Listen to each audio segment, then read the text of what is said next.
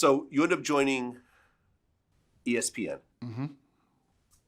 You and Skip Bayless had an interesting back and forth. We did. How long ago was that? I want to say that took place in 2010 or 11. Yeah, I think so. Because it was actually taken off the air and someone reposted it on YouTube. And Yeah. I went through it. Yeah. And you guys really went at it. Mm-hmm. What do you think was the gist of that argument? The gist of the argument I had with Skip Bayless, by the way, we had multiple debates. Yeah, but that one kind of stood out. Correct. So, as I mentioned, I was on the show since it was in New York and it was cold pizza. I used to be a guest on the show to when it graduated and became First Take and moved to Bristol. And so now we see it doing the work that it's doing right now with Stephen A., Max, and my lovely wife, Molly. And so the content of the debate was I was defending the idea that it's okay to name call as your analysis of describing players. Because there was a period of time where he was coming up with nicknames. Chris was Bosch Spice, and it was a couple of more that I don't remember off the top of my mind. So basically, you know, I was coming from the standpoint of I was encouraged to get into this industry for a lot of different reasons. One of them is I wanted to try to be what I personally consider a voice of reason that can have an opinion, a strong one, that can definitely, you know, ruffle some feathers, but not make it personal, which to me is something totally different. You learn that trash talking, playing outside growing up. It's one thing for you to be future NBA player talking trash to local drug dealer. It's another thing to know that he can go pop the trunk on you and end the game, and you never make it to the league. So you learn eventually what to say and what not to say, and more importantly, what not to say to certain people. But a lot of times that could get blurred.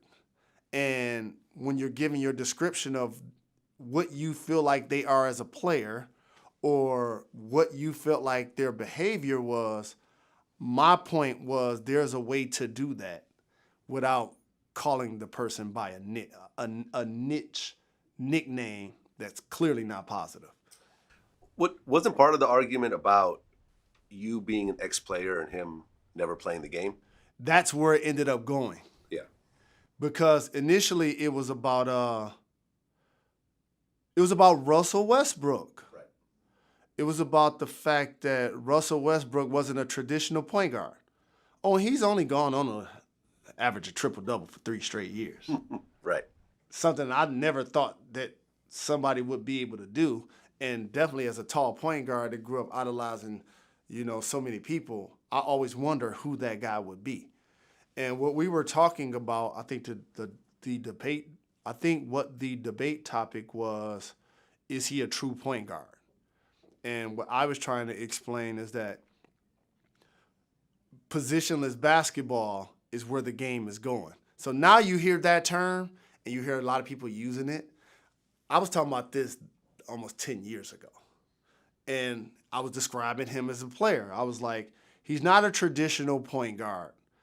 And I think as much as he loved the San Antonio Spurs, I think I was trying to tell him, when Tony Parker's at his best, it's 25 points and 5 assists. It's not 20 points and 12 assists. And I was trying to explain to him the kind of combination guard Russell Westbrook was, and then his retort was a personal one because he said, so what kind of guard were you? So now, somebody that grew up in the hip-hop era, and that's more than just rapping with a microphone, as Kara's taught us, it's graffiti, it's breakdancing, it's DJing, it's a lifestyle, it's what you say, it's what you wear. If I'm going to go on a debate show, I kind of got to have a couple of counterpoints to make if somebody throws shade. And so I'd done some research that I'd been sitting on, that I didn't know that I was going to actually even say it that day. I probably could have said it 2-3 months prior because I had it for, I just never resorted to mentioning it. And so once I saw that the debate had a tipping point and became personal, Right. that's when I wanted to acknowledge that, okay, I heard you say you was a certain type of player, but then this is what it actually ended up being. So it really was in the context, it was really in the context of sports.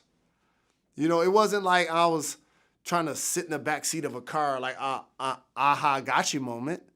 It's, I'm a player for 20 years. People can Google how much I averaged, and it becomes free game, right? So I felt the exact same way. Right. But he never played pro sports. No, Did he play in college?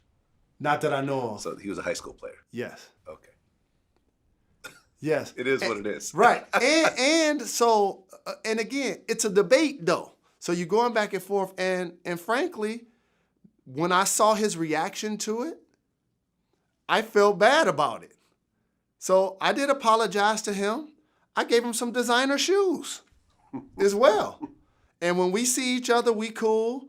He's killing it with Shannon Sharp right now. I follow their movement. And, you know, it's water under the bridge. It's just a moment that happens in debate. Well, you went on to just have a bunch of huge shows. You were doing, what, like 3 shows at the same time? Yeah, that's what we do. Grinding. Grinding. Right now, I'm really fortunate. So the opportunities that I now have at ESPN and in media, I'm really grateful for. And for people that want to work in this industry, you have to work really hard for. And the trick that I play on you guys is that I'm not working hard. That's just game. That means I'm outworking everybody. 24/7, 365. I'm consumed by it. I'm watching sports. I'm watching entertainment. I'm paying attention to fashion. I'm paying attention to politics. It's ESPN right here. It's CNN right here. It's MSNBC. It's Fox. It's Entertainment Tonight. It's Ellen DeGeneres. It's Hard Knocks. It's Showtime, Wu-Tang. I'm watching everything. Right. All of the time. And VladTV. And VladTV, of course. Right. I even hit you up and let you know I was sitting and watching. And so you have to be consumed by this, in my opinion, to be competitive at it.